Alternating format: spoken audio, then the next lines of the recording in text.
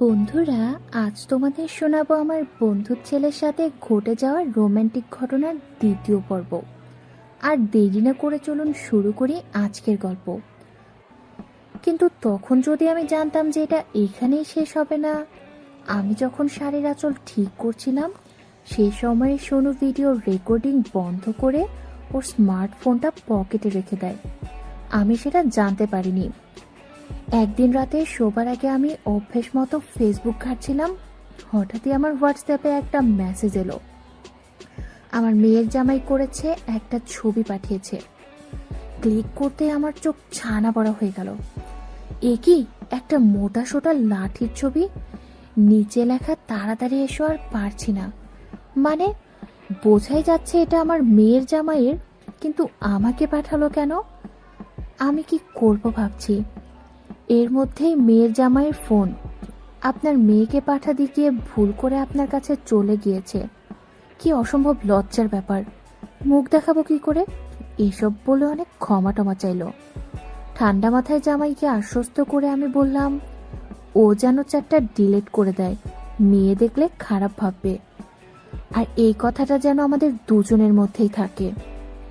Phone রেখে দিয়ে আমি ছবিটা আবার দেখলাম। কি সুন্দর দেখতে যন্ত্রটা।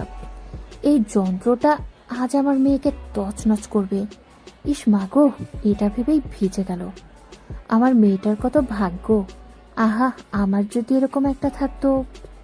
টুংটুং করে আরেকটা মেসেজ এলো আমার হোয়াটসঅ্যাপে। এবার সোনু, ও লিখেছে, কি করছো? আমার ভ্রু কুচকে গেল। সোনু তো কোনোদিনই আমাকে হোয়াটসঅ্যাপ করে না। নাম্বারটা নেওয়া আছে ওই পর্যন্তই, তাও আবার এত রাতে। মনে হয় সুরসুরি হচ্ছে। ঠিক করে হেসে আমি জবাব দিলাম, শুয়ে আছি রে। ও বলল, গায়ে কিছু আছে নাকি? আমি থ হয়ে গেলাম ছোড়াটার সাহস দেখে। আমি ওকে বললাম, এসব কি বলছিস রে? আমি তোর গুরুজন না? ছি সোনু। সোনু বলল, ভারী গুরুজন। সেদিন ওসব করার সময় সেটা মনে ছিল না? ওর কথা শুনে আমি বললাম, সোনু বাড়াবাড়ি হচ্ছে কিন্তু। এসব কি যাতা বলছিস? দাঁড়া, তোর মাকে বলছি। সোনু বলল, তাই বুঝি? আচ্ছা এটা দেখো তো। এই বলে একটা ভিডিও পাঠায় সোনু। দেখে আমি পুরো থ। আমার সেদিনের শাড়ি বদলের দৃশ্য। ও বলল, কি মাকে কি তুমি বলবে না? আমি বলবো যে সেদিন তুমি আমাকে একা পেয়ে মলেস্ট করেছো। আমি বুঝতে পারি কেস পুরা জন্ডিস। ছেলেটার পেটে পেটে এত চালাকিতা আমি বুঝতে পারিনি। তাড়াতাড়ি করে আমি লিখলাম, না না, রাগ করছিস কেন বাবা? আমি কিচ্ছু বলবো না, এটা আমাদের মধ্যেই থাক। তুই বরং ভিডিওটা ডিলিট করে দে, আমরা দুজনেই ভুলে যাই যে কিছু হয়েছিল। সোনু বলল, সে না হয় ডিলিট করে দেব, আর কেউ কিছু জানতেও পারবে না। আমি বললাম, থ্যাংক ইউ বাবা, আমার সোনা ছেলে। সোনু এবার বলল, কিন্তু আমি যা যা বলবো তা তোমাকে মেনে চলতে হবে, তবেই আমি ভিডিও ডিলিট করব। আমি বললাম, কি করতে হবে বলো? ও আমাকে বলল, আমাকে ভিডিও কল করো এক্ষুনি। আর ঘরের লাইটটা জ্বালিও। কি থেকে কি হয়ে গেল, কি দরকার ছিল সেদিন সোনুকে দেখাবার? এরপর কপালে কি আছে কে জানে। এইসব ভাবতে ভাবতে লাইট জ্বেলে আমি ভিডিও কল করলাম। সোনু কলটা রিসিভ করতে স্ক্রিনে ভেসে উঠল। খাটে হেলান দিয়ে তা দিচ্ছে। আমি এসব দেখে বললাম, ছি, আমি রাখছি। সোনু বলল, দাঁড়াও সোনা, এত লজ্জা কিসের? এখন তো তুমিও আমার মতো হবে। আমি বললাম, কখনো না। সোনু বলল, তাহলে কি ভিডিওটা দীঘায় পাঠিয়ে দেব জেঠুর কাছে? আমি ওর কথা শুনে ভয় পেয়ে গেলাম আর থতমত করে বললাম, না না বাবা, এমন কিছু করিস না দয়া করে। সোনু আমার কথা শুনে বলল, তাহলে লক্ষ্মী মেয়ের মতো যা বলছি করো। আমি বুঝতে পারলাম আমি পুরো ফেঁসে গেছি। আর কিচ্ছু করার নেই, সোনুকে চটালে বিপদ আছে। আপাতত ও যা বলছে সেটাই করাই ভালো। সাবধানে ব্যাপারটা হ্যান্ডেল করতে হবে। কোনো রকমে সোনুকে ভুলিয়ে ভালিয়ে যদি ভিডিওটা ডিলিট করা যায়। নিমেষে মনটাকে শক্ত করে ফেললাম আমি। পুরুষ মানুষেরা কিসে ভোলে তা আমার ভালোই জানা আছে। আর এত একটা একরত্তি ছোড়া, আজ আমি এই ছোকরাটার মাথা ঘুরিয়ে দেব। আমি হাত দুটো মাথার উপরে তুলে আড়মোড়া ভাঙলাম। ফিতে দেয়া ফিনফিনে নাইটির উপর দিয়ে ধীরে ধীরে জেগে উঠতে থাকে। মুখে বললাম, কি আর দেখবি এই বুড়িকে, সব শেষ হয়ে গেছে। সোনু বলল যা আছে তাই দেখবো। আর তুমি বুড়ি কোথায়, এখনো টস টসে আছো? দেখছো না তোমায় দেখে আমার কেমন ফুসছে? আমি ওর কথা শুনে মনে মনে বললাম, কিছু না দেখতেই এই তখন কি হবে রে? তারপর মুখে একটা হাসি দিয়ে বললাম, কি রে জেম্মার আর কিছু দেখবি?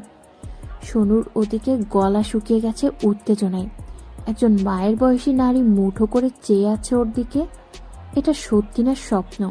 কোনো রকমেও মাথা নাড়ায়। আমি বললাম, এনে দেখ, দু চোখ ভরে দেখ। আমি ওর সাথে যা শুরু করেছি তা দেখে মুনি ঋষিদেরও পড়ে যাবে। সেখানে শোনো তো ছাড় পোকা। কিছুক্ষণের মধ্যেই শোনো ফেপে ওঠে। তাই দেখে আমার শিরশির করে উঠল। সোনু কলটা কেটে দিল। আমি হাঁফ ছাড়লাম। যাক, আজকের মতো নিশ্চিত হওয়া গেল। কিছুক্ষণ পরেই হোয়াটসঅ্যাপে একটা মেসেজ এলো। সোনু লিখেছে, কাল বাবা মা মামার বাড়ি যাবে। আমার বিকেলে কোচিং আছে বলে বাড়িতেই থাকবো। কাল দুপুরে তোমার ঘরে যাব। Good night. ছেলেটার সাহস দেখো, যেন অর্ডার করছে আমাকে। আমি যেন ওর কৃতদাসী। টেনে একটা থাপ্পড় মারতে পারলে জ্বালা মিটত। তবে মাথা গরম করে লাভ নেই। কালই সুবর্ণ সুযোগ। আসলে কোন রকমে যদি সোনুর মোবাইলটা হাত করা যায়, তাহলেই এসবের অবসান ঘটবে। কিন্তু কি করলে তার সম্ভব হবে, সেসব নানা ফন্দি ফিকির ভাবতে ভাবতে আমি একসময় ঘুমিয়ে পড়লাম। পরদিন তাড়াতাড়ি স্নান সেরে আমি বসেছিলাম কলিং বেলের অপেক্ষায়। যথাসময়ে সোনু এলো। দরজা বন্ধ করে ভারিক্কি চালে আমাকে বলল, পরিষ্কার করেছো? আমি মাথা নাড়িয়ে হ্যাঁ জানালাম। ও বলল, কই দেখি। আমি ভাবলাম, কি দুর্জয় সাহস ছেলেটার, আমাকে যেন কিনে নিয়েছে একেবারে। অপমানে আমার গা রিরি করতে থাকলো। তবে এখন ঝামেলা করে কোনো লাভ নেই। আমি ফ্রেশ হতে বাথরুমে ঢুকতেই শুনু চটজলদি এগিয়ে যায় সদর দরজার দিকে। প্রায় নিঃশব্দে ছিটকিনি খুলে ও কাউকে ভেতরে আসতে বলে। ঘরে ঢুকে সোনুর বন্ধু অনিন্দ সাবধানে দরজাটা বন্ধ করেও অনিন্দকে নিয়ে আসে আমার বেডরুমে। ও বিছানাতেই আজ ফুলসজ্জা হবে জেম্মার দুটো বরের সাথে। অনিন্দ খাটের তলায় ঢুকে যায় চুপিসারে। কাছে আসতে আমাকে টান মেরে বিছানায় ফেলে সোনু। তারপরও পকেট থেকে একটা কালো সিল্কের রুমাল বের করে। আমি জিজ্ঞেস করলাম, এটা দিয়ে কি হবে? সোনু বলল, চোখ বেঁধে লাগাবো, দেখবে হেব্বি লাগবে। দেখে বোঝা যায় না, কিন্তু কৃপার ছেলে যে একটা জিনিস তা এবারে মালুম করতে পারি আমি। ও আমাকে বলল, এবার তুমি কালকের মতো নিজে নিজে খেলো। আমি দেখি, এটা দেখতে আমার হেব্বি লাগে। অগত্যা আমি তাই করলাম। চোখ বাঁধা থাকায় আমি জানতেও পারলাম না যে অনিন্দ নিঃশব্দে খাটের তলা থেকে বেরিয়ে এসে স্মার্টফোনে পটাপট আমার ছবি তুলে চলেছে। সোনু বলল, যথেষ্ট হয়েছে জেম্মা, স্টপ, এবার একটু মুখটা খোলো তো। আমি যেন হাফ ছেড়ে বাঁচলাম। উফ, ছোকরাটার সাইজ দেখো, আর কি এনার্জি। কিন্তু শেষের দিকে সোনুর এই উদ্দাম বন্যা খেলাটা যে আমার ভালো লাগতে শুরু করেছিল, সেটা অস্বীকার করার উপায় নেই। কতদিন পরে এই ফিলিংসটা পেলাম আমি। শুরুতে একটু কষ্ট হলেও এখন আমার ভালোই লাগছে। এক সময় আমি ওর প্যান্টের পকেট থেকে ওর ফোনটা বের করে হাতে নিলাম। তারপর গ্যালারিতে গিয়ে ভিডিওটা বের করে ডিলিট করে দিলাম। আর ওকে বললাম, পাগল ছেলে কোথাকার, জেঠিমার সাথে খেলতে এত ফন্দি করতে হয়? আমি তো তোকে কাছেই পেতে চেয়েছিলাম। এখন থেকে তোর ভালো না লাগলে আমাকে বলবি, কেমন? বন্ধুরা, আজ এ পর্যন্তই। বাকি অংশ পরের পর্বে। এরকম আরো নতুন নতুন গল্প পেতে আমার তামান্না ক্রিয়েশন চ্যানেলের সাথেই থাকো এবং সাবস্ক্রাইব করো। ধন্যবাদ।